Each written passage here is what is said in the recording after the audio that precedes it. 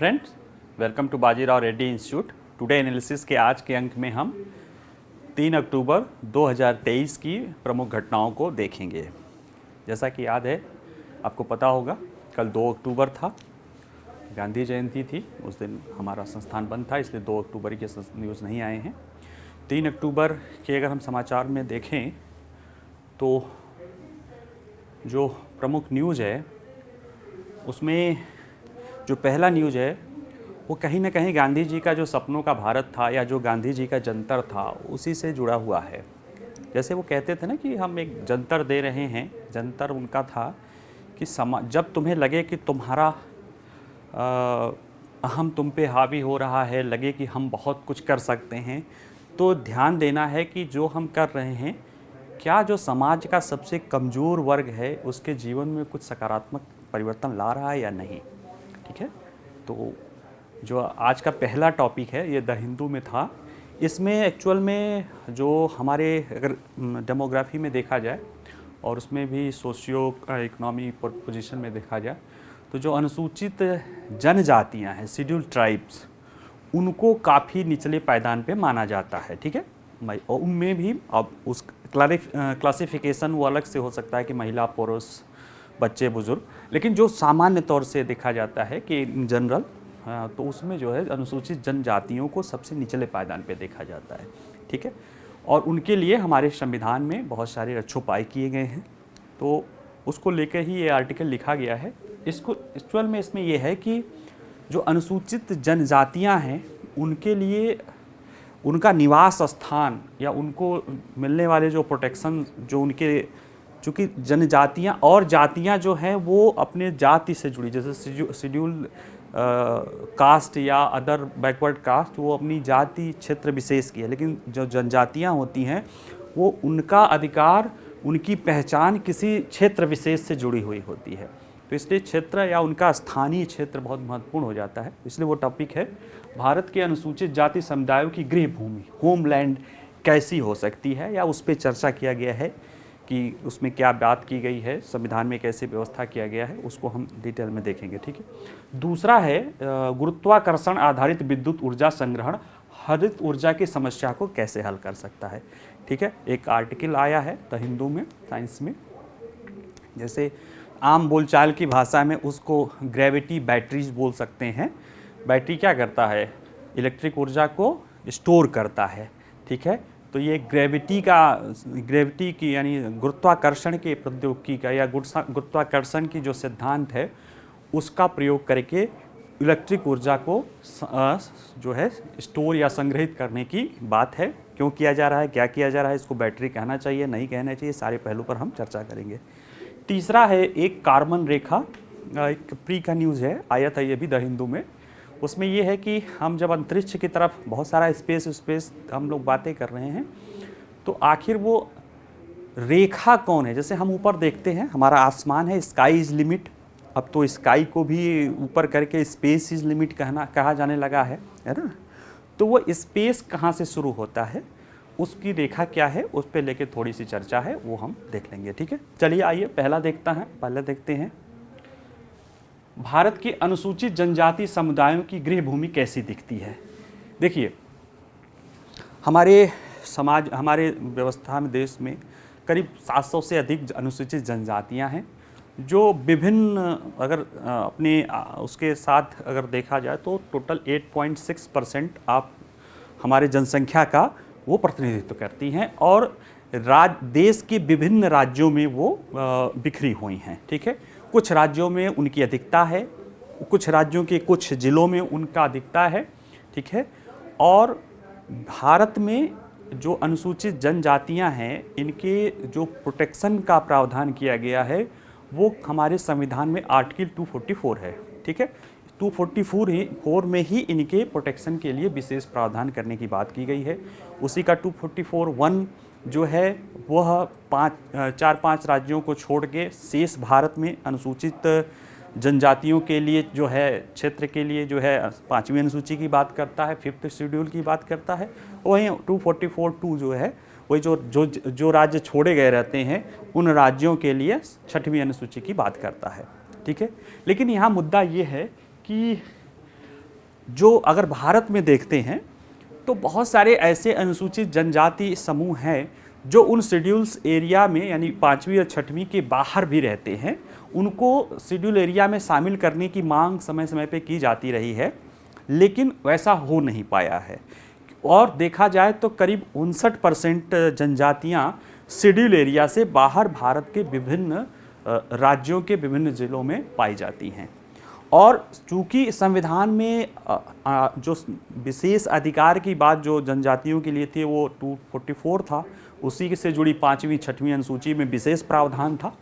तो उससे बाहर रह जाने के कारण यानी उनका जो होमलैंड, जैसे 5वीं 6वीं अनुसूची में बाहर कहा गया है कि आदिवासियों का वो विशेष क्षेत्र है जिसमें उनके लिए विशेष प्रावधान था, लेकिन जब उससे बाहर रह गए उनके लिए क्या था, तो उनकी मांग उठती रही है समय समय पे कि इसको कैसे किया जाए, इसकी पहचान किया जाए, है ना।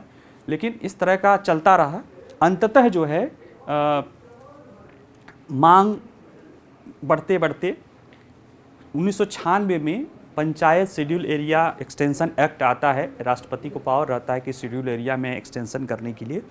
उसमें जो जनजातीय विलेज है उसकी परिभाषा की गई, काफ़ी व्यापक परिभाषा की गई कि जहाँ जनजातियाँ काफ़ी समय से रहती हों। इसमें revenue land, protected area, national forest, उसमें काफ़ी आधार पे किया गया। और उस एरिया में जिसको रेवेन्यू विलेज, जिसमें जनजाति विलेज माना गया, उसके प्रशासन के लिए ग्राम सभा को महत्वपूर्ण माना गया। और ग्राम सभा उस गांव के रहने वाले सभी वयस्क नागरिकों से मिलकर बनी थी, जिसके ऊपर और कोई, जिसमें यह भी प्रावधान किया गया कि उसके ऊपर की और भी कोई संस्था जो उसको अधिकार मिले हैं उसको न हड़पे। यानी कहीं जो हमारे संविधान में, संविधान सभा में जो हमारे कह सकते हैं बुजुर्गों द्वारा या जो हमारे नीति नियंताओं द्वारा, संविधान निर्माताओं द्वारा, संविधान निर्माता तो हम ही आप हैं, हमारे तरफ से ही हमारे पूर्वज, हमारे बुजुर्ग कह सकते हैं कि उनके द्वारा जो भावना रखी गई थी वो कहीं पेशा अधिनियम में आके हो गई। तो चलिए इसको डिटेल में हम लोग समझने की कोशिश करते हैं। मुद्दा क्या है?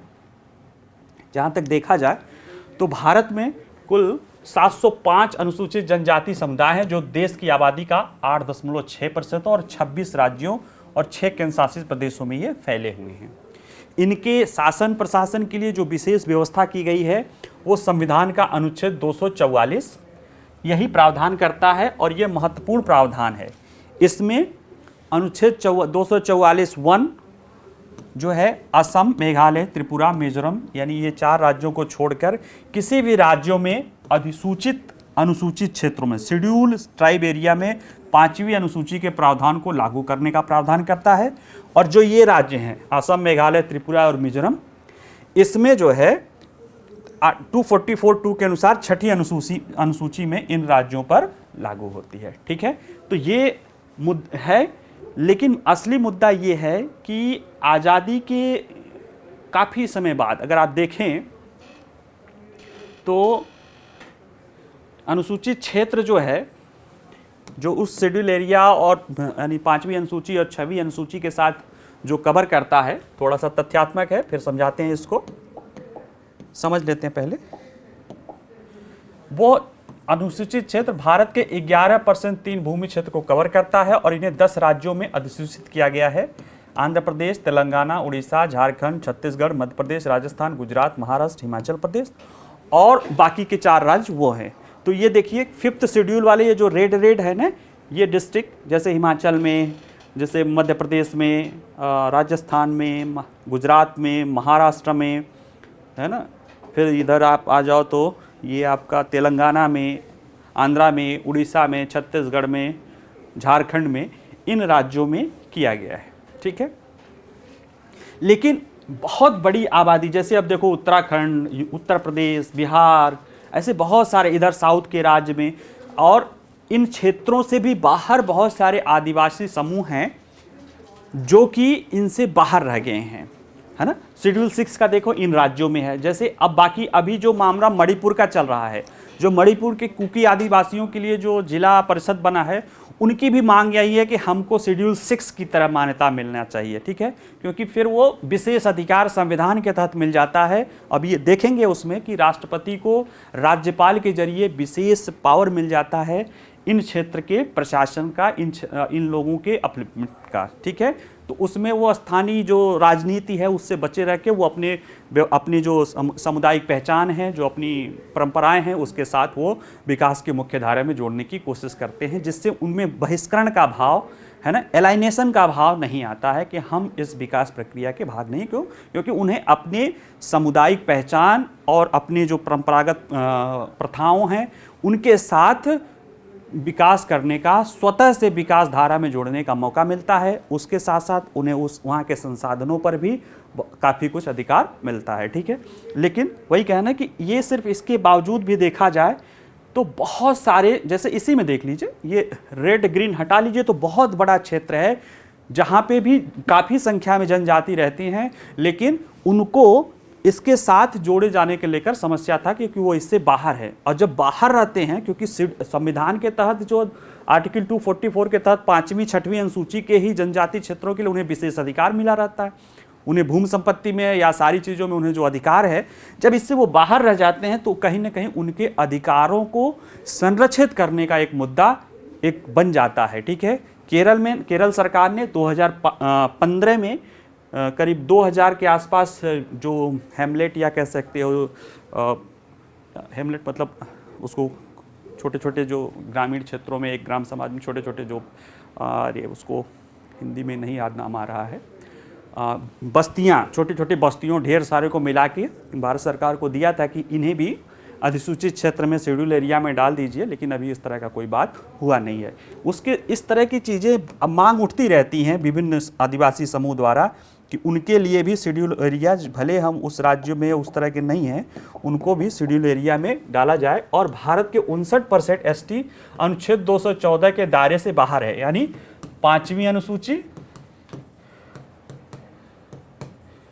है ना, आर्टिकल 244(1) और 6वीं अनुसूची, जो कहीं ना कहीं इनको बहुत बेहतर जो है संवैधानिक प्रावधान सुरक्षा पा देती है, उससे बाहर होता है, जिसके कारण इन क्षेत्रों पर लागू कानूनों के तहत अधिकारों से वंचित कर दिया गया है, जिसमें भूमि पुनर्वास वाले में भी और उचित मुआवजा और पारदर्शिता वाले में, या जैव विविधता अधिनियम, यानी इस तरह की चीज़ें जो उनको परंपरागत अपने भूमि वन संपत्ति पे जो उनको अधिकार देते हैं, जो उनको विशेष अधिकार देते हैं उनकी विशेष परिस्थितियों के कारण, क्योंकि वो देखा जाए तो समाज का सबसे हाशिया वर्ग है, ये ज़रूरत था कि उन्हें हम विशेष रक्षोपाय दें कि वो अपने अनुरूप ही उसका विकास कर सके, ठीक है। इसलिए इनको दिया गया, लेकिन ये बाहर हो गए। अब कुछ लोग कह सकते हैं कि सर उनको देने की विशेष ज़रूरत क्या है।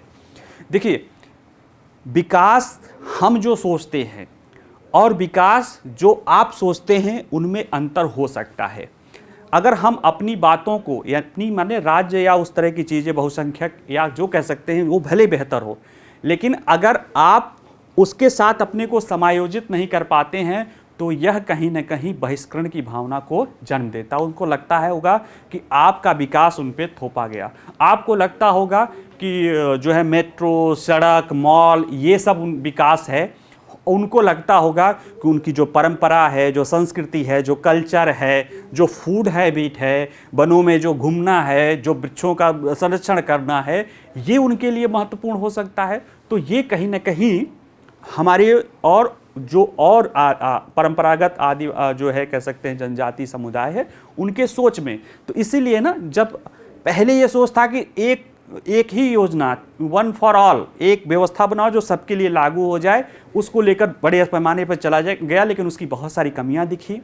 बहुत सारी जो आप कह सकते हो उग्रवादी समस्या या नक्सलवादी क्षेत्र जो देखते हो जनजाति प्रभावित क्षेत्र हैं, वहाँ की बहुत सारी समस्या दिखी। इसलिए ध्यान दिया गया है, इस तरह इसलिए किया गया है कि जैसे अंग्रेज भी आए थे तो वो कहते थे व्हाइट मैन बर्डन थ्योरी, हम जो है उनको भूखे नंगे भिखारी और मदारी लगते थे, वो हमें आए थे क्या करने, रुडयार्ड किपलिंग ने जंगल बुक, हम जंगली थे, वो हमें क्या करने आए थे, सुशिक्षित करने आए थे। तो इस तरह की चीज़ों का जो भाव होता है ना कि हम शिक्षित हैं, हम बहुत जानकार हैं, हमारी व्यवस्था बहुत, हमारा जो मॉडल है वो बहुत अच्छा है, हमें हो सकता है अच्छा हो आपका मॉडल, चूँकि लोक कल्याणकारी राज्य में भारत अगर कोई अपनाता है निश्चित रूप से, लेकिन हमें उन्हें इस व्यवस्था को अपनाने के लिए मौका देना चाहिए ताकि उनके अंदर बहिष्करण का भावना न आए। इसीलिए ये सारे संवैधानिक प्रावधान किए गए हैं, लेकिन 59% जनजातियाँ इससे बाहर रह जाने के कारण उनके अंदर तो वो भाव आ ही सकता है। ठीक है,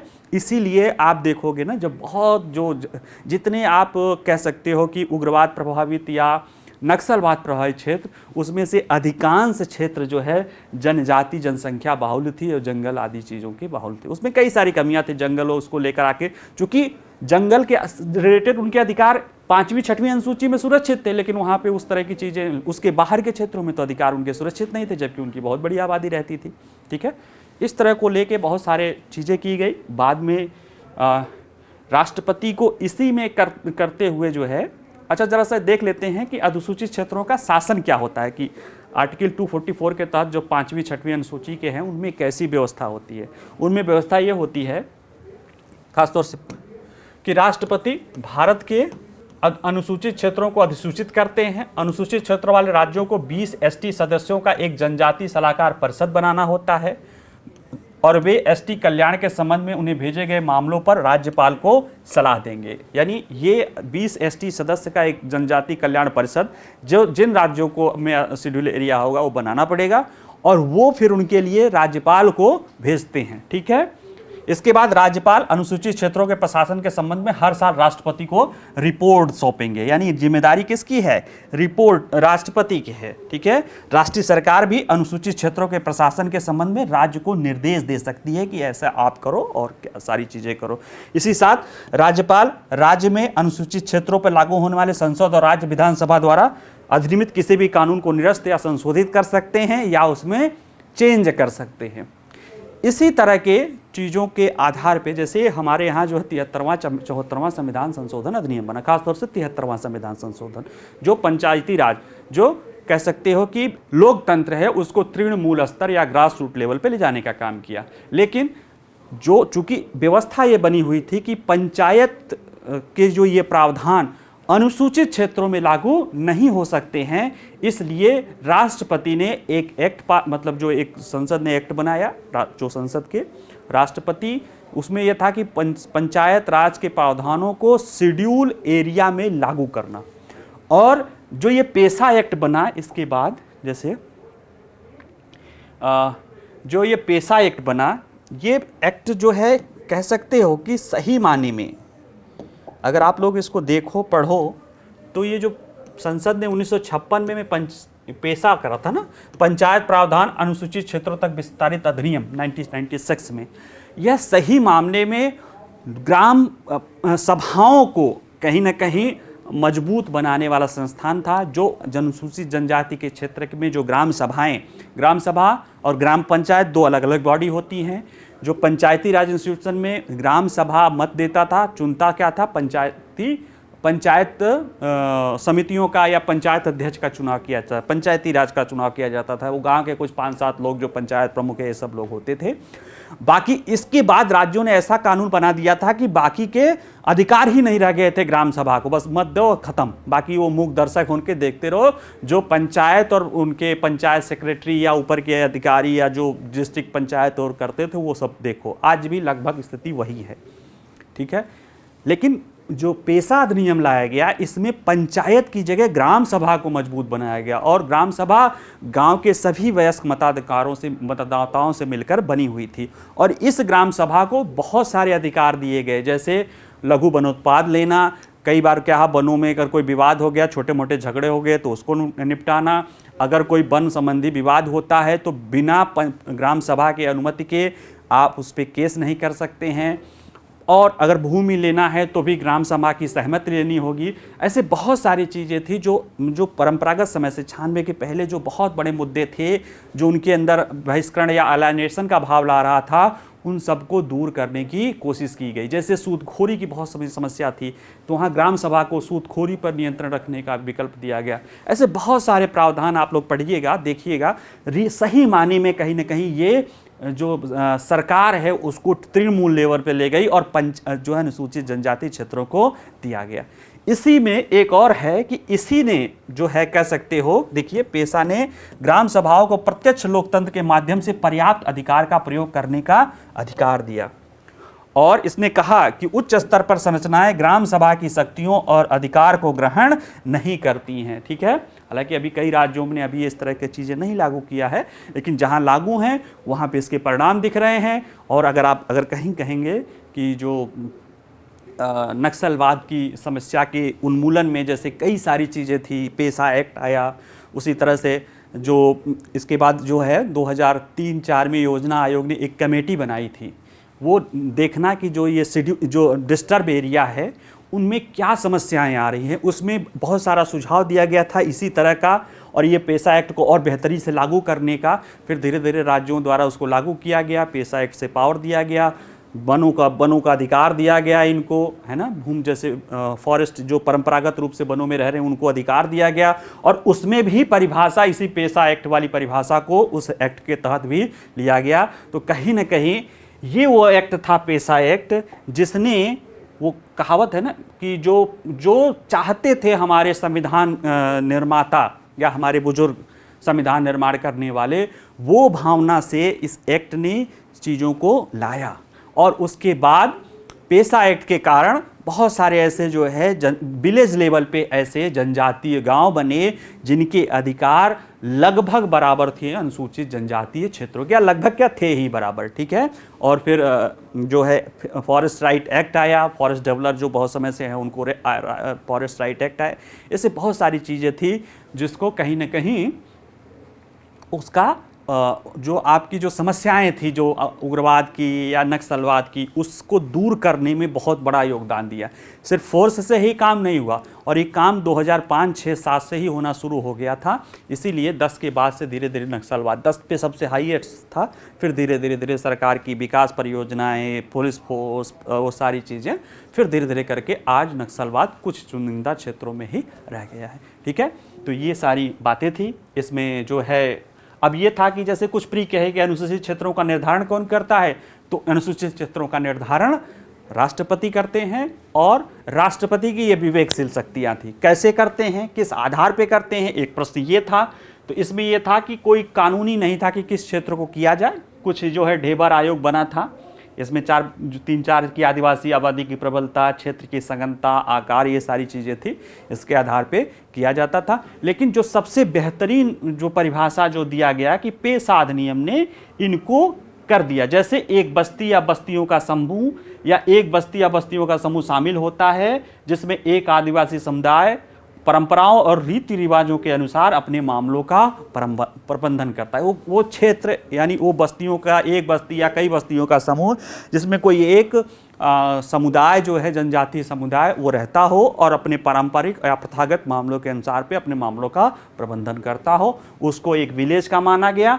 और उसमें जितने मतदाता सूची मतलब 18 वर्ष से जो भी ज़्यादा के लोग हैं उनको ग्राम सभा का सदस्य माना गया, और पेशा एक्ट में ग्राम सभा को ही एक्चुअल पावर दिया गया। तो कहीं ना कहीं ये एक्ट आपको, हमें पेशा एक्ट के बारे में महत्वपूर्ण चीज़ों को बताती है। देखिए, परिणाम स्वरूप जनजाति गांव की पेशा द्वारा दी गई परिभाषा को अनुसूचित क्षेत्रों पर परे, यानी जो अनुसूचित क्षेत्र थे उनके बाहर जो अधिकार नहीं मिल पाए थे, उनसे परे भी वन सीमा और वन गांवों तक भी विस्तारित कर दिया गया। अब समस्या केवल यह है कि ये कोई कानून नहीं है जो ग्राम सभाओं को राजस्व भूमि पर अपनी पारंपरिक या प्रथागत सीमाओं का सीमांकन करना बाकी है, यानी जो राज्य की राजस्व गांव है, और जो है कि भाई एक डिमार्केशन कर दिया जाए, इसके लिए अनेक राज्य सरकारें अपने पर काम कर रही हैं। तो कहीं ना कहीं पेशा अधिनियम जो 244 आर्टिकल 244 की यात्रा थी उसको एक कंप्लीट करने वाली थी, और अनुसूचित जनजाति, अनुसूचित जनजाति से अनुसूचित जातियों और जनजातियों, अनुसूचित जनजातियों को, शेड्यूल ट्राइब को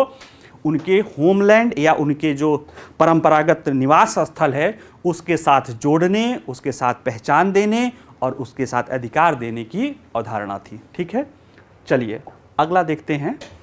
गुरुत्वाकर्षण आधारित विद्युत ऊर्जा संग्रहण हरित ऊर्जा की समस्या को कैसे हल कर सकता है।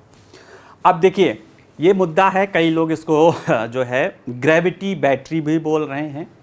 मामला क्या है, जरा सा एक सोच के देखो कि आप लोग सोलर पावर घर पे लगाते हो, है ना, खूब बढ़िया सूर्य चमक रहा है, खूब बढ़िया बिजली मिल रही है, लेकिन हमें ये नहीं समझ में आता कि रात को कैसे बिजली मिल जाती है। ठीक है। दिन में तो सूरज रहता है, तो दिन में तो बिजली मिल जाती है, लेकिन वो रात में कैसे वो हमारा काम करता है। अब आप लोग कहोगे सर आपको इतना भी नहीं पता है कि सोलर जो पावर लगता है उसके साथ साथ बैटरी भी लगता है ना। फिर वो इन्वर्टर बैटरी चार्ज हो जाता है, फिर वो इन्वर्टर से काम करता है। एग्जैक्टली घरों में सोलर ऊर्जा अगर बैटरी नहीं लगे तो केवल दिन में काम करेगा या जब सूरज निकलेगा, और उसका हमें ज़रूरत तो हो सकता है रात में, भाई ज़्यादा तो ज़रूरत रात में ही पड़ती है प्रकाश और सारी चीज़ों के लिए है। या पता चला कि जो है पवन ऊर्जा है, पवन ऊर्जा आपने लगा दिया है और जिस दिन ज़्यादा गर्मी है, जिस दिन हवा नहीं चल रही उसी दिन ज़्यादा गर्मी है, पंखा चलाना है तो लाइट नहीं है क्योंकि पवन ऊर्जा है। तो इस तरह की जो समस्याएं हैं, आप इस घरों में तो इस तरह की समस्याओं का हल आप बैटरी के रूप में कर लेते हो, लेकिन इसी तरह की समस्याएं बड़े पैमाने पर भी तो आती होंगी। जो कंपनियां, जैसे जो हमें घरेलू बिजली प्रोवाइड करती है, जो पावर या डिस्कॉम कंपनियां हैं, वो कहीं ना कहीं ग्रिड से जुड़ी हुई हैं। तो जो भी नवीकरणीय ऊर्जा है वो ख़ास तौर से जो है पवन ऊर्जा और सौर ऊर्जा, ठीक है। पवन जो जल ऊर्जा की भी समस्या है कि उसमें जो है उसकी मात्रा घटती बढ़ती रहती है, लेकिन पवन ऊर्जा और सौर ऊर्जा, खासतौर से सौर ऊर्जा तो डेली ही फ्लक्चुएट होती है। सौर ऊर्जा कभी पीक पे रहती है, सुबह वो रात में मिलती नहीं है, 7 या 8 घंटे उसमें ऊर्जा मिलती है इससे। या पवन ऊर्जा जब हवा तेज चल रही तो मिलती है या नहीं मिलती है। जल ऊर्जा बारिश के समय खूब भरा रहता है, इसके बाद सूखे के समय हो सकता है उतना काम न करे। ये सारी चीज़ें आती हैं नवीकरणीय ऊर्जा स्रोतों के साथ कि कई बार क्या होता है कि इनका हम ग्रिड के साथ जब समायोजन करते हैं, और जो समस्याएं भारत के संदर्भ में देखी जा रही, क्योंकि भारत ने बहुत तेजी से ग्रिड के साथ अपना समायोजन किया। आज आपको आश्चर्य होगा कि हमारी टोटल ऊर्जा एनर्जी का 40% हम गैर जीवाश्म ऊर्जा या नवीकरणीय ऊर्जा स्रोतों से करते हैं। ये खुशी की बात है, लेकिन समस्या भी इसी साथ आ जाती है कि अगर किसी पावर कंपनी वालों से कहोगे तो इसमें उनके लिए सोलर ऊर्जा समस्या का सोलर ऊर्जा जो है ना, सोलर पावर प्लांट को वो अनिच्छुक हैं। क्यों? क्योंकि वो जब बिजली दे रहे हैं उस समय बिजली की उतनी ज़रूरत रहती नहीं है, तो ओवर एक्सेस बिजली हो जा रही है, उसका क्या करें। और जब उन्हें ज़रूरत है शाम को तब बिजली मिल नहीं रही है, उसके कारण न उनके समस्या आ रही है कि कोयला पावर प्लांट बंद कर देंगे तो फिर वो शाम का कैसे होगा, और अगर उसका ले रहे हैं उसको न लें तो फिर हम कोयले पे चलाना होगा। तो एक बहुत बड़ी ना जो है एक कह सकते अंतर्निहितता जो है कि बीच में इंटरमीडिएट कि जब वो सूर्य नहीं उगेगा या हवा नहीं चलेगी उस समय कैसे बिजली मिले, ठीक है। और जो एक्स्ट्रा बिजली दिन में आ जा रही, आपको विश्वास नहीं होगा, जो डिस्कॉम कंपनियां हैं वो 5 से 8-9 बजे का जो समय होता है, शाम को 5 बजे से लेके रात के 8-9 बजे के बीच में, 3 से 4 घंटे के बीच में उनको 20, 22, 25 रुपए पर यूनिट बिजली खरीदनी पड़ती है। क्यों? क्योंकि उस समय सौर ऊर्जा बंद हो चुका होता है उनके पास, लेकिन मांग उसी समय ज़्यादा रहता है, तो सौर ऊर्जा किसी काम का नहीं होता है। ये एक समस्या है। इस समस्या को कैसे हल किया जाए, इसको लेकर विभिन्न सारे प्रयास होते रहे। घरों में तो हम दिन का ऊर्जा हम जो ज़रूरत करते हैं उससे ज़्यादा बैटरी लगा के और अपना काम कर लेते हैं। ये काम हम वहाँ भी कर सकते हैं। सर कह सकते हो कि सर वो काम वहाँ भी कर लो, लेकिन आपको पता होना चाहिए जो बैटरी होती है वो इलेक्ट्रिक ऊर्जा को रासायनिक ऊर्जा में परिवर्तित करती है, और उतने बड़े पैमाने पे अगर आप बैटरी लगाओगे तो उसके लिए कितना रासायनिक मटेरियल, कितनी जो है खनन और क्या चाहिए और कितना खर्चा आएगा उसका आपको अंदाज़ा नहीं लगा सकते हो। तो जो वायबिलिटी है वो समाप्त हो जाएगा, और जो हम कह सकते हैं कार्बन फुटप्रिंट या पर्यावरण को बचाना, वो पर्यावरण को बचाना नहीं, वो एक तरह से पर्यावरण को गर्त में ही ले जाना होगा। फिर और कोई विकल्प ढूंढा गया। विकल्प कई हैं। विकल्प उसमें जो सबसे अच्छा देखा गया वो कहा गया कि गुरुत्वाकर्षण शक्ति में ये पावर है। जैसे जब हम सोलर एनर्जी ले रहे हैं, पता चला 100 किलोवाट हम एक सपोज दैट कि 100 किलोवाट हम हमारा सोलर जनरेट कर रहा है रात दिन में 8 घंटा, और हमें ज़रूरत 50 किलोवाट की है। अब 50 किलोवाट तो कम नहीं कर सकते हैं, लेकिन उसका इस्तेमाल करके कुछ ऐसा कर दिया जाए कि वो जो इलेक्ट्रिक एनर्जी है उसको कन्वर्ट कर दो। क्योंकि साइंस का एक नियम है कि ऊर्जा न उत्पन्न होती है न समाप्त होती है, वो केवल फॉर्म बदलती है, रूप बदलती है। बैटरी है तो इलेक्ट्रिक एनर्जी को आप केमिकल में बदल दोगे, फिर बाद में केमिकल एनर्जी जो है ट्रांसफॉर्म हो जाती है इन्वर्टर के through electric energy, DC current से फिर वो इलेक्ट्रिसिटी में बदल जाती है। ठीक है, ये तो बैटरी के साथ हो गया, लेकिन बैटरी की समस्या तो है।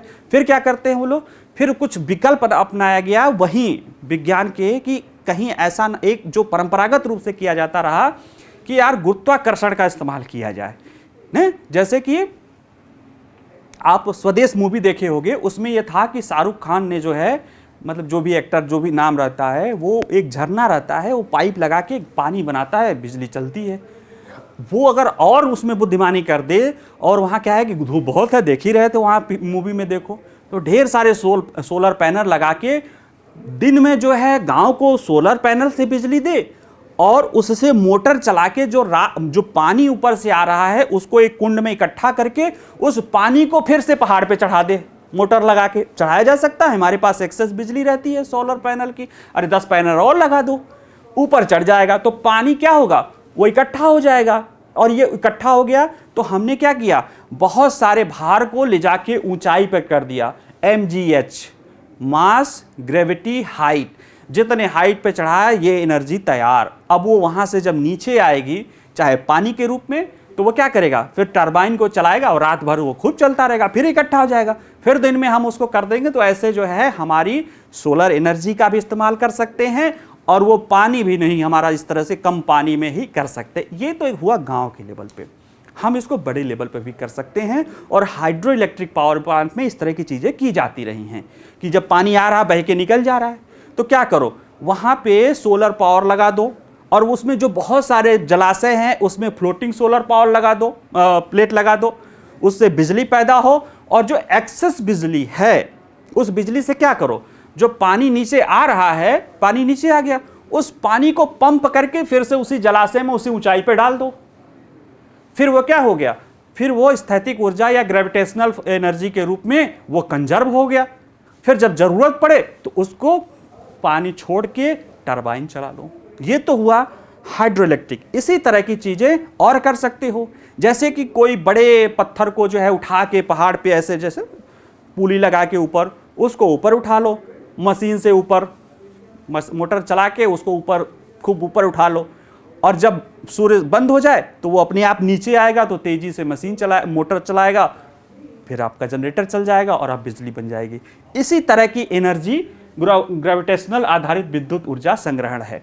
चर्चा में क्यों है, क्योंकि एक तो हिंदू में है, लेकिन इस तरह की बात चल रही है। अभी कुछ दिन पहले जो है, हालांकि एनटीपीसी ने एक प्रमुख एनर्जी है जो जापान का सॉफ्ट बैंक है, या जो सऊदी अरब का अरमको कंपनी है, इन दोनों के पैसे से जो है वो चल रही है। वो इस तरह की जो नवीकरणीय ऊर्जा से जो एनर्जी निकलती है उसको स्टोरेज करने की जो तकनीक है, कि ग्रेविटेशनल जो फोर्स या ग्रेविटेशनल प्रक्रिया या गुरुत्वाकर्षण की प्रक्रिया का इस्तेमाल करके उसको इस्तेमाल किया जाए, ताकि जब सूर्य न चले, सूरज का प्रकाश न हो, यानी शाम हो जाए या किसी कारण हवा न हो जाए, तो एनर्जी लगातार मिलती रहे, जिससे वो जो सबसे बड़ी समस्या है नवीकरणीय ऊर्जा के संदर्भ में, जो उसकी निरंतरता, उसको बनाए रखा जा सके, है ना। तो आओ चलो इसको डिटेल में देखते हैं, क्या क्या कैसे कैसे मुद्दा क्या है।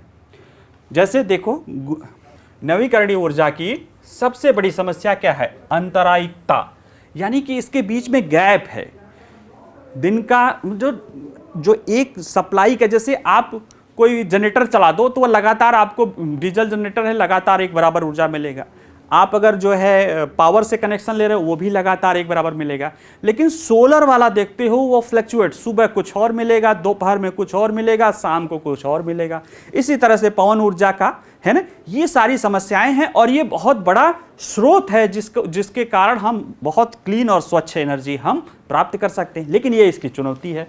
तो इसको हल करने के लिए गुरुत्वाकर्षण सबसे अच्छा विकल्प बनकर उभर रहा है। ठीक है, और भी कई सारे विकल्प हैं, उसको हम आगे डिस्कस करेंगे, लेकिन गुरुत्वाकर्षण में यहां बताया जा रहा है कि ये सबसे अच्छा विकल्प हो रहा है। जैसे देश देश नवीकरणीय ऊर्जा क्षमता में वृद्धि कर रहे हैं, लंबी अवधि की ऊर्जा भंडारण प्रणालियों को विकसित करने की आवश्यकता बढ़ रही है, जिन्हें नवीकरण ऊर्जा में परिवर्तनशीलता को संतुलित करने के लिए हरित बिजली उत्पादन के साथ स्थापित किया जा सके।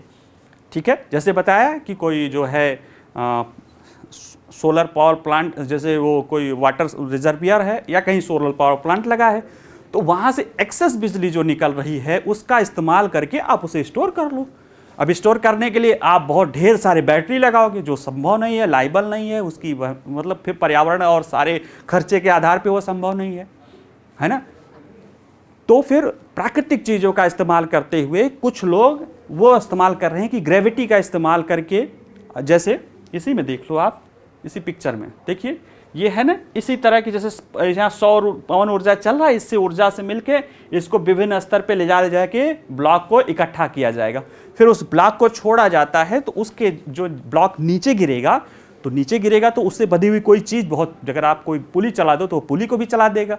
तो वैसे क्या होगा कि उसकी जो गतिज ऊर्जा से फिर हम जो अपना टरबाइन चला के हम इलेक्ट्रिसिटी बदल सकते, इलेक्ट्रिसिटी में कन्वर्ट करके हम जो इसकी स्टोर एनर्जी है, यानी ये पवन ऊर्जा कन्वर्ट हुआ इलेक्ट्रिसिटी में, इलेक्ट्रिसिटी ने कन्वर्ट किया जो है यांत्रिक ऊर्जा, जो इसको ऊपर ले जाके स्थितिज ऊर्जा में बदला, स्थितिज ऊर्जा को हमने ढीला नीचे छोड़ा, उस स्थितिज ऊर्जा नीचे आया तो उसने गतिज ऊर्जा को बुलाया, और गतिज ऊर्जा ने फिर इलेक्ट्रिसिटी डायनमो से इलेक्ट्रिसिटी डेवलप करके फिर हम अपने घरों में अपने अपने ज़रूरतों के अनुसार, चाहे पंखा लाइट प्रकाश ऊर्जा में बदलें, चाहे टीवी में मनोरंजन ऊर्जा वो भी एक तरह से है, या एसी चलाएं या जो भी चलाएं, ठीक है, वो हमारी ज़रूरतों के अनुसार वो हमें मदद करता है। ठीक है, तो ये सारी चीज़ें हैं कि इसकी वजह से इनकी मांग हो रही है। तो अब प्रश्न है कि बिजली का गुरुत्वाकर्षण भंडारण क्या होता है। गुरुत्वाकर्षण भंडारण जैसे मैंने बताया कि दो तरीकों से मतलब किया जा सकता है, जो अभी चर्चित है। एक तो परंपरागत तरीकों से किया जाता है, उसमें आप कह सकते हो कि जो पानी है, हाइड्रो इलेक्ट्रिसिटी पावर है, उसका इस्तेमाल करके पानी को ऊपर इकट्ठा कर दिया जाता है, फिर जब ज़रूरत पड़ने पर, या इस तरह से नवीकरणीय ऊर्जा को करके रिजर्वायर पानी इकट्ठा कर दिया जाता है, फिर पानी से टरबाइन चलाया जाता है।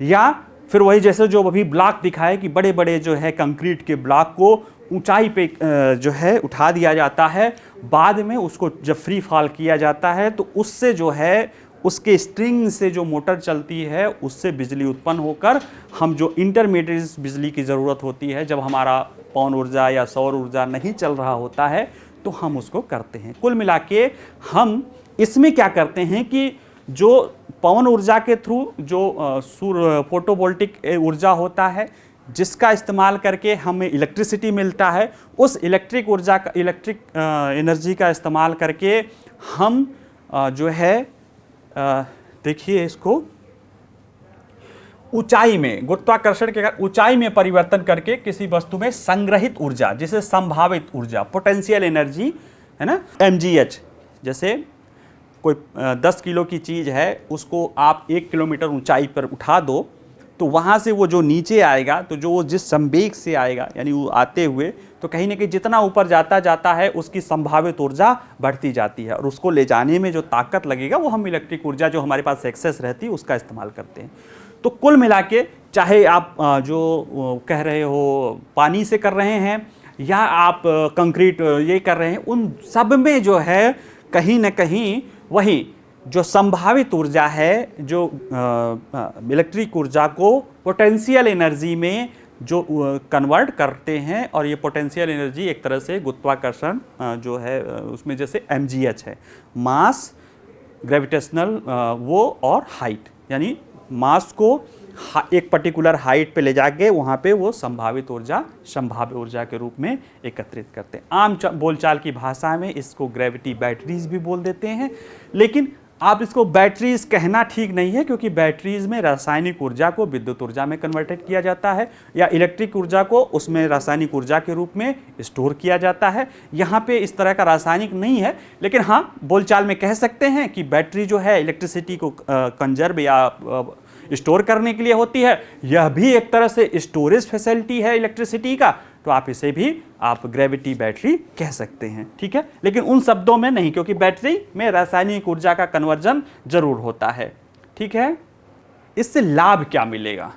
देखिए, इसका लाभ वही है कि जैसे आप आपका जो बैटरी या जो आपकी इन्वर्टर की बैटरी है या जो सोलर एनर्जी से जो इन्वर्टर चलता है उसका जो लाभ है वही सेम लाभ ये बड़े पैमाने पर देगा कि जब सूर्य की रोशनी नहीं चमक रही होगी, हवाएं नहीं चल रही होंगी, तब भी यह आपको विद्युत की अनइंटरप्टेड सप्लाई देगा, जो कि किसी भी विद्युत उत्पादक जो व्यवस्था है या ग्रिड है उसकी सबसे बड़ी कम समस्या है, क्योंकि वो दिन में उसको एक्सेस बिजली मिल जा रही है और जब ज़रूरत पड़ रहा है यानी वो शाम को, तो उसको वो बिजली उपलब्ध नहीं हो पा रही है।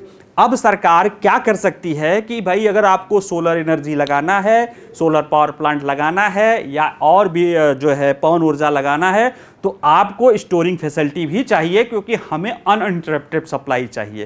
यानी आपकी जिम्मेदारी है कि आप जितना लगाइए कि जो भी सप्लाई दीजिए उसे 24 घंटे दीजिए, ताकि हमें हमारे ग्रिड पे न एक्सेस जनरेशन का पावर, न एक्सेस बिजली का पावर उसको मैनेज करने की समस्या है, न ही उसकी शॉर्टेज की समस्या है। ठीक है, तो इस तरह की चीज़ें कर सकता है और यह भारत सहित, भारत जैसे विकासशील देशों के लिए, भारत ऊर्जा भंडारण भारत सहित उन देशों के लिए एक अभिनव समाधान हो सकता है। ठीक है, भारत में इस दिशा में क्या किया जा रहा है अगर देखा जाए कि स्टोरेज के रूप में यानी नवीकरणीय ऊर्जा को, तो एनटीपीसी ने एनर्जी वाल्ट एक कंपनी है, वहीं बता रहे जो जापान सॉफ्ट बैंक का अरमुको करके मिला हुआ है, उसके साथ ही इसी तरह की प्रौद्योगिकी को अपनाने के लिए इसने समझौता किया है। ठीक है, और क्योंकि भारत में पहले से ही जो ऊर्जा ग्रिड है वो औसतन 1000 मेगावाट की भारी मासिक वृद्धि, हर महीने 1000 मेगावाट की उसको वृद्धि हो जा रही है, जिसको मैनेज कर पाना उसके लिए संभव नहीं है। तो उसमें यही है कि भारत जैसे नीति निर्माताओं ने ये किया है कि अगर भारत रिन्यूएबल एनर्जी पे जाना चाहता है, जो अभी भी अपने कुल ऊर्जा का 40% है, जैसे कहीं आपने रिपोर्ट देखा होगा कि अभी भी भारत कोयला को नहीं छोड़ना चाह रहा है, वजह यही है कि जो नवीकरण ऊर्जा है उसमें संभावना है, लेकिन उसमें कमियां यही है कि उसमें अनइंटरप्टेड या निर्बाध आपूर्ति नहीं हो सकती है। कुछ समय वो बहुत ज़्यादा रहेगा, रिलायबिलिटी की जो है कंसिस्टेंसी या रिलायबिलिटी की समस्या है, उसको दूर करने के लिए आप इस तरह की जो स्टोरेज प्रणाली है वो अपना सकते हैं। तो भारत में पानी वाली के लिए भी शुरू हो गया है। और याद रखिए जो भारत सरकार की ग्रीन हाइड्रोजन मिशन है वो इसी तरह की, मतलब वो और भी है लेकिन इसी तरह की, वो ग्रीन हाइड्रोजन क्यों, क्योंकि वो नवीकरण ऊर्जा का प्रयोग करेंगे। और प्लान ये है कि सीवर आधारित, जैसे हमारे पास बहुत ज़्यादा नवीकरण ऊर्जा अगर दिन में है, हम उससे इलेक्ट्रोलाइसिस करके सीवर के पानी से हम हाइड्रोजन गैस बना लेंगे। बाद में उस हाइड्रोजन गैस का हम फ्यूल सेल में भी इस्तेमाल कर सकते हैं, हम हाइड्रोजन जनरेटर में भी इस्तेमाल कर सकते हैं कंबसन में, यानी कहीं ना कहीं उससे हम बिजली बना सकते हैं। तो जो ग्रीन हाइड्रोजन है वो अपने आप में एक बहुत बड़ा क्रांतिकारी कदम है, कहीं ना कहीं जो इस तरह से नवीकरण ऊर्जा की जो एक्सेस एनर्जी किस समय के लिए आती है उसको बचाने के लिए। उसी की तरफ जो अभी सरकार ने जो है अभी देखिए सितंबर में कहा है कि जो भी 24 घंटे 100 मेगावाट की 24 घंटे स्वच्छ ऊर्जा प्रणाली के लिए आपको बोली लगानी पड़ेगी। अगर आप 100 मेगावाट की पावर प्लांट, यानी कि ये कह रहे हैं कि ये नहीं कि आप 8 घंटे दो और नहीं, आपको 100 मेगावाट जैसे पावर लगाना है तो आपको अनइंटरप्टेड 24 घंटा देना पड़ेगा। उसके लिए कंपनियों को क्या करना पड़ेगा, अपने यहाँ स्टोरेज प्रणाली अपनानी पड़ेगी। स्टोरेज प्रणाली जैसे हमने एक देखा था यूट्यूब पे ही वीडियो देखा था, उसमें था कि एक आदमी बैल से बिजली बना रहा है, तो वो कैसे, एक तो चला के रोटेट करके दिन भर बैल चलता रहे उससे, दूसरा क्या कर रहा था कि वो उसको बैल से चला के उससे हवा भर रहा था, कंडेंस करके छोटे से एक जो हवा भरने वाली होती है ना उसमें कंडेंस हवा भर रहा था। और जब हवा ढेर सारा एक प्रेशर पे, एक पर्टिकुलर प्रेशर पे हो जा रहा था तो छोटे से पाइप को करके एक फैन कनेक्ट था, और jैसे ही खोलता था वो जनरेटर की तरह फर्स्ट क्लास बिजली देता था। तो बैल को हर समय चलने की जरूरत नहीं, उसमें उनका प्लान ये था कि 4 घंटे अगर बैल चल जाए तो यह इतनी बिजली कर सकता है कि 1 किलोवाट का कनेक्शन ये 8 घंटे तक चला सकता है। ऐसे बहुत सारी, तो जब आपके पास एक्सेस एनर्जी है तो आप वाटर को प्रेशराइज करके स्टोरेज भी कर सकते हैं, आप ऐसे ग्रेविटी का उपयोग करके वो भी कर सकते हैं। तो ऐसे बहुत सारी चीज़ें हैं और हाइड्रोजन वाला भी एक है। और साथ ही साथ सरकार ने सभी पंप वाली पनबिजली साइटों का सर्वेक्षण भी पूरा कर लिया है जहां पे इस तरह के प्रोजेक्ट शुरू कर सकते हैं। तो कहीं ना कहीं भारत सरकार उस दिशा में आगे बढ़ रही है जहां पे जो नवीकरण ऊर्जा भारत, चूंकि आप जिस तेजी से देखिए, अगर आंकड़े देखो आपको तो आश्चर्य होगा कि हम 2005-16 के बीच सकल घरेलू उत्पाद का 24% की कमी हम कर चुके हैं 2015 से 16 के बीच में, और हमारा टोटल एनर्जी जो है उसका 40% नवीकरणीय ऊर्जा से आ रहा है, खासतौर से उसमें सोलर बहुत, लेकिन उसकी जो कमी है उसको दूर करने के लिए भी हमें प्रयास। तो अब जो सरकार लड़ रही कि आपको ठीक है, आपको 100 मेगावाट का प्लांट लगाना है, लगाओ, लेकिन आपको 24 घंटे सप्लाई करना पड़ेगा। वो 24 घंटे सप्लाई कैसे कर सकते हैं? बैटरी से लगाओगे तो बहुत महंगा पड़ेगा, तो उसके लिए यही ग्रेविटेशनल वो, या कुछ लोग उसमें कह सकते हैं कि कूड़ा आदि इकट्ठा करो, फिर उससे एनर्जी जनरेटर जलाओ। कुल मिला के आपका जो बिजली है उसको किसी और फॉर्म में कन्वर्ट करो, और वो कन्वर्ट भी इस फॉर्म में करो कि जो पर्यावरण है उसको कम से कम क्षति हो और वह इतनी सस्ती रहे कि अन्य जो ऊर्जा है उसके आधार पे उसको सस्टेन किया जा सके। ठीक है, तो इसमें इतना ही है। अगला जो है एक बहुत छोटा सा न्यूज है, कारमन रेखा।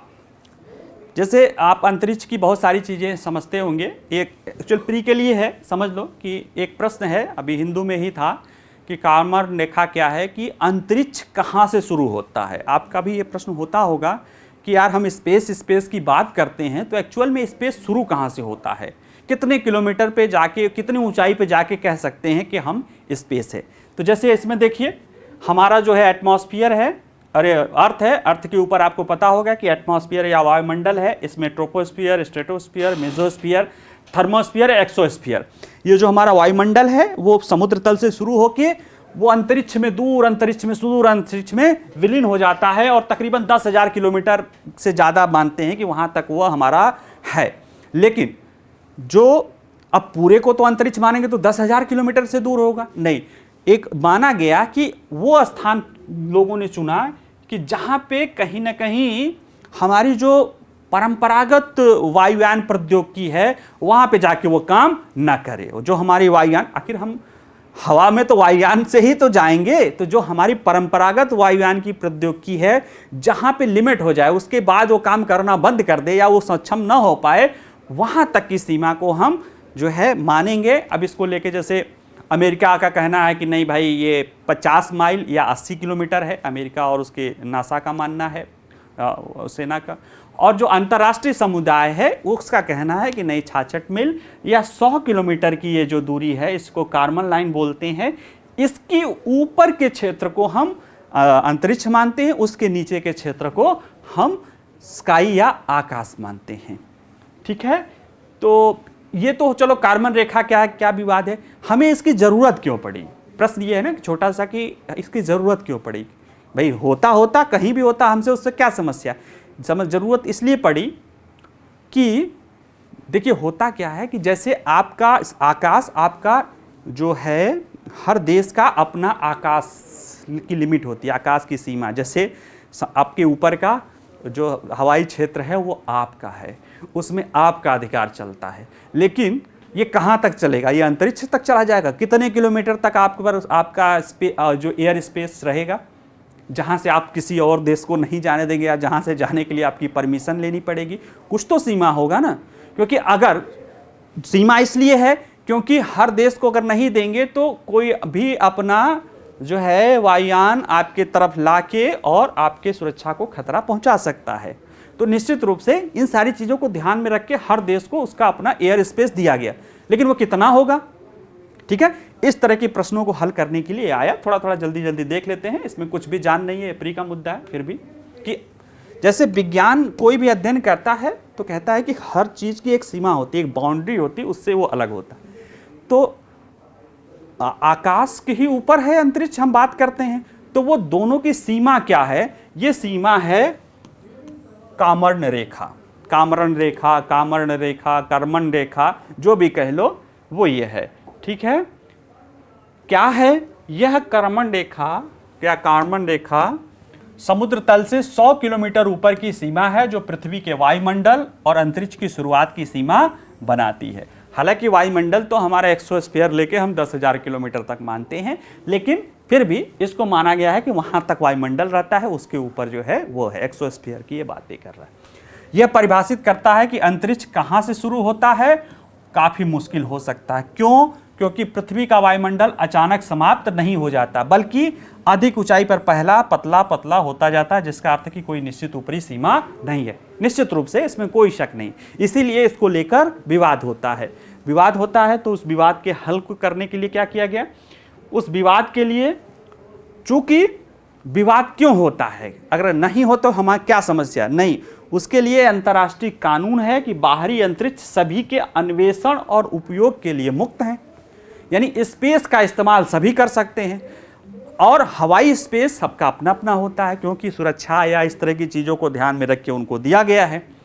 अब अगर सोचो कि पाकिस्तान, ये लिमिट ही ना हो कि कहाँ से स्पेस होगा, कहाँ से आकाश होगा, तो या तब भारत अगर कोई उपग्रह छोड़ा और वो चीन के ऊपर से गुजर गया, तो चीन कहेगा कि हमारे हवाई स्पेस का उल्लंघन हुआ है और हमारा संप्रभुता है, वो अपना मिसाइल छोड़ के उसको मार देगा। भारत भी ऐसा कर सकता है, अमेरिका भी ऐसा कर सकता है, तब तो किसी का कोई भी सैटेलाइट ऊपर रह ही नहीं सकता। बात समझ में आ रहा है? फिर ऐसी चीज़ों का, जबकि यहाँ पे क्या क्या क्या, अंतरिक्ष सभी के अन्वेषण और उपयोग के लिए होता है, तो उसके बताने के लिए एक सीमा तय कर दिया गया कि भाई ये इतना आपका आकाश है, इसके ऊपर अंतरिक्ष है। जैसे सागर में 12 नाटिकल मील क्या तय कर दी जाती, आपकी समुद्री सीमा, और 200 मील नाटिकल मील जो अनक्लॉज तय करता है कि आपकी एक स्पेशल इकोनॉमिक जोन है, उस माने EEZ, एक्सक्लूसिव इकोनॉमिक जोन है, उसके बाहर की जो जमीन है उसको ओपन सागर है, वह सभी के लिए है। उसी तरह से एक पर्टिकुलर सीमा तय कर दी गई कि उसके बाहर की जो चीज़ें हैं उसको स्पेस माना जाएगा। तो इसको लेके जैसे अमेरिका है, नासा है, वो कहती है कि नहीं 80 किलोमीटर होना चाहिए, 80 किलोमीटर के ऊपर ही जो है अंतरिक्ष शुरू हो जाता है। लेकिन जो फेडरेशन एरोनॉटिकल इंटरनेशनल है, FAI, और अंतर्राष्ट्रीय समुदाय है, उन सब ने तय किया कि नहीं, 100 किलोमीटर की जो लाइन है उसी सही है, उसी को उन्होंने कार्मन लाइन कहा है। ठीक है, क्यों आवश्यकता है? वही, जब अंतरिक्ष सभी के लिए है तो अंतरिक्ष की परिभाषा होनी चाहिए, नहीं तो हर कोई क्या कहेगा, नहीं यहाँ से नहीं यहाँ, और इस विवाद को हल करने के लिए कार्मन लाइन की हमें आवश्यकता पड़ी। बाकी तो जो लोग, कुछ लोग कहते हैं कि वायुयान परिवहन के लिए तो उतनी ऊंचाई के बाद तो वायुयान जाते ही नहीं है, ये टेक्निकलिटी, लेकिन मेन यही है कि अगर अंतरिक्ष सभी के लिए है तो उस सभी के लिए निर्धारित करने के लिए उसकी सीमा होनी चाहिए कि उसके ऊपर अगर कोई ऑब्जेक्ट है तो वो माना जाएगा कि वो आपका नहीं है। मतलब 100 किलोमीटर की ऊपर अगर कोई स्पेस शटल हमारा जो है चीन के ऊपर से चलेगा तो चीन नहीं कह सकता है कि आप हमारे स्पेस में उल्लंघन कर रहे हो, और हमला करके अगर वो करता है तो कहीं ना कहीं अंतर्राष्ट्रीय कानूनों का उल्लंघन करेगा और फिर हम भी उसका गिरा देंगे, अमेरिका भी गिरा देगा उसका, सब गिरा देंगे, तब सबका गिर ही जाएगा। इसीलिए इस तरह की रेखाएं बनी है। ठीक है, चलिए आज की क्लास पूरी होती है। Thank you.